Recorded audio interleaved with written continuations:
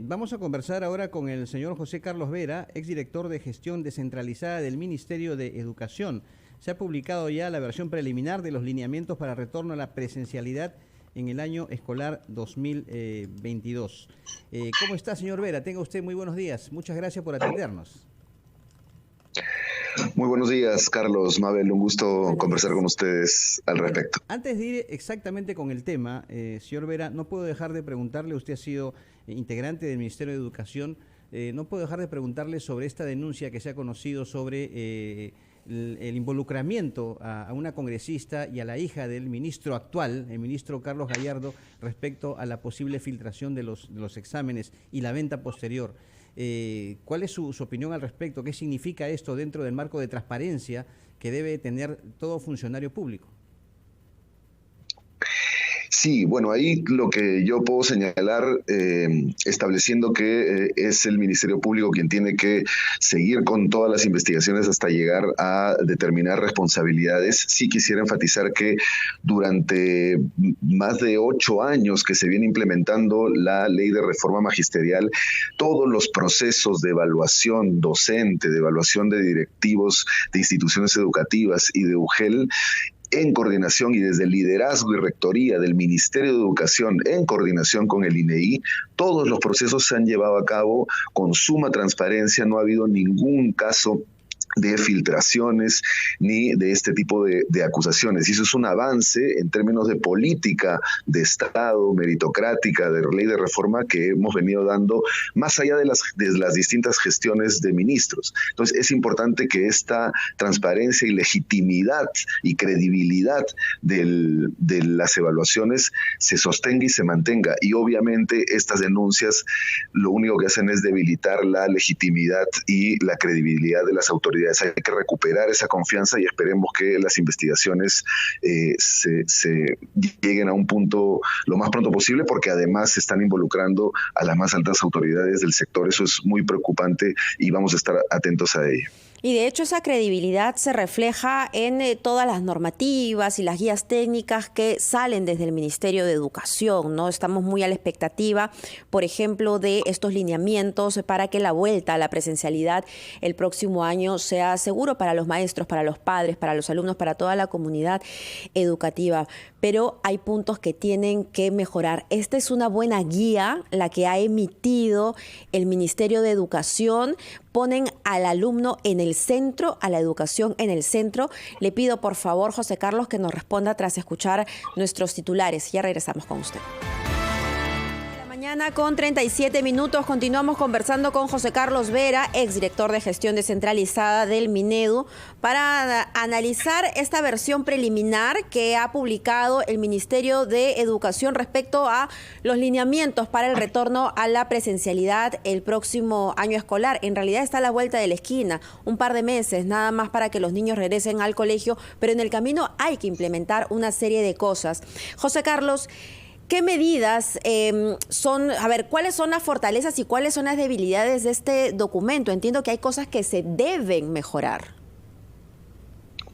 Sí, así es, Mabel. Yo quisiera partir señalando que ya con la modificación de hace 3 semanas del marco normativo para el retorno 2021, estamos cerrando el año con 19.643 servicios educativos en semipresencialidad. Eso es el 21% de los servicios habilitados. Así estamos cerrando el año. Ese es el balance del año. Yo hubiese esperado bastante más que ello. La brecha sigue siendo grande, precisamente para poder prepararnos en mejores condiciones para lo que va a ser el 2022. Ahora, era esperada esta propuesta de norma, es saludable que se haya prepublicado para recibir opiniones al respecto, y yo ahí tengo 4 elementos claves en este balance, tanto de elementos positivos como de algunos que efectivamente hay que mejorar. Lo primero es que el enfoque de plantear este esquema de construir una nueva escuela es importante, es decir, no podemos retornar al modelo pedagógico y de escuela del 2019 y de años anteriores. La pandemia nos tiene que haber enseñado muchas cosas desde el territorio centradas además en el bienestar del estudiante y que se aprende tanto dentro como fuera de la escuela. Y eso, como enfoque, lo plantea la norma.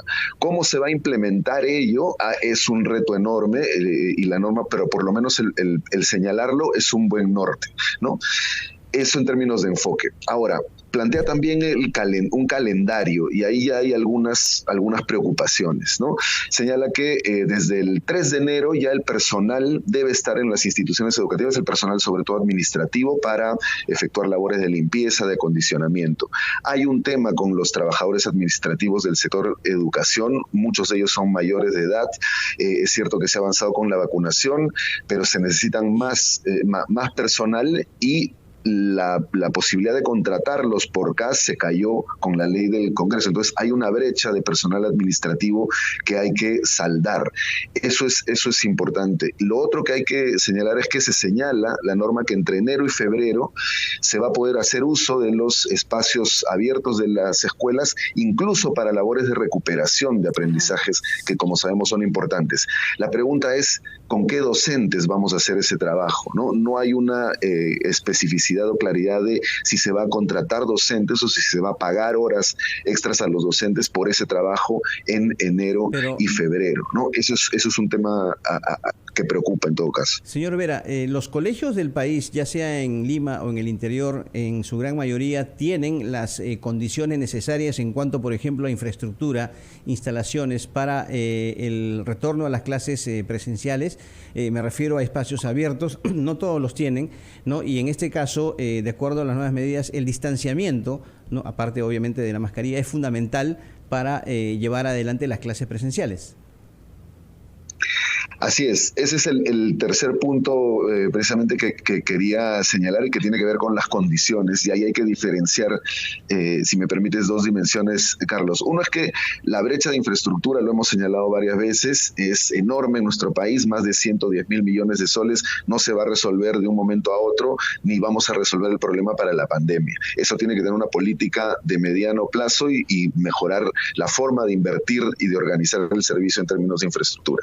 Pero ahora, lo que son condiciones básicas para el retorno, que es tener espacios ventilados, acceso a agua y kits básicos de higiene, para ello se han transferido recursos a los directores y además se ha dado la posibilidad de que si el colegio no tiene espacios abiertos ventilados, puede utilizar espacios públicos de la comunidad, la municipalidad, el centro comunal. Eso ya se viene dando y se llama Aprendo en Comunidad.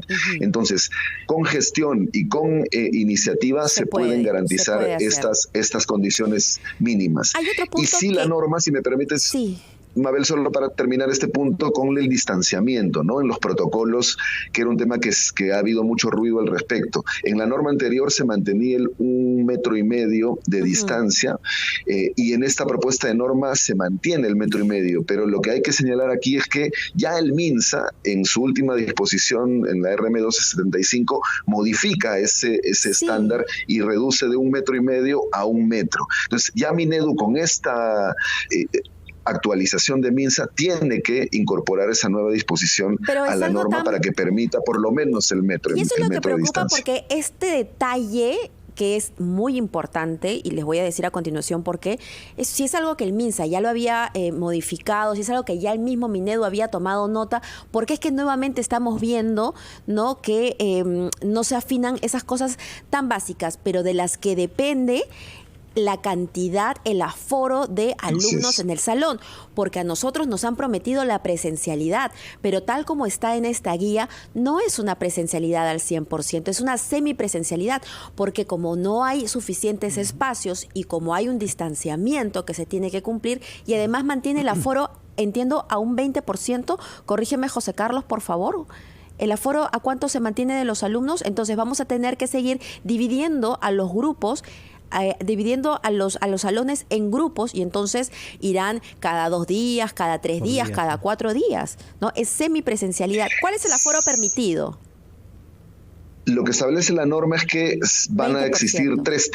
tres tipos de modalidad de servicio. Ajá. Presencial en su totalidad, semipresencialidad. ¿Y cuándo se da esta semipresencialidad? Cuando ocurre lo que tú bien has planteado, Mabel. Cuando por razones de aforo y de, vacantes disponibles físicas, no se puede tener a todos los estudiantes a un mismo turno o a todos durante todos los días. Entonces, abre esa posibilidad. Y también se mantiene la posibilidad de educación a distancia, pero como excepción en casos de estudiantes con comorbilidad y tal. Sí, yo leo en la norma, y solamente para terminar con este punto, José sí. Carlos, yo leo en la norma que se permite un aforo de 20% en las instituciones educativas, pero uno va al supermercado, va al centro comercial y el aforo es de 80%. Sí, digamos, si me preguntas a mí, yo hubiese establecido un retorno presencial en todas las condiciones y garantizar, sí, turnos distintos, horarios diferenciados para poder garantizar ello. Pero yo entiendo que estos temas del aforo y del distanciamiento aún se están, negociando, porque estos temas multisectoriales se discuten y se negocian entre los sectores, y estoy seguro que tanto Minedu como Minsa, en base a toda la evidencia que está ya dada, va a incorporarlos. Un punto adicional en este tema es que ya no se va a hablar de escuelas habilitadas o aptas, sino que se está asumiendo los grados de alerta que el MINSA estableció, ¿no? Entonces, todas tienen que volver, salvo las escuelas que estén en muy alto o extremo, y ahí hay algunas restricciones, ¿no? Esos son Carlos, temas también importantes de tomar en cuenta. José Carlos Vera, muchas gracias por estar con nosotros esta mañana en la Rotativa del Aire. Muy buenos días. Muchísimas gracias. 7:46, Mabel, vamos con los anunciantes, regresamos.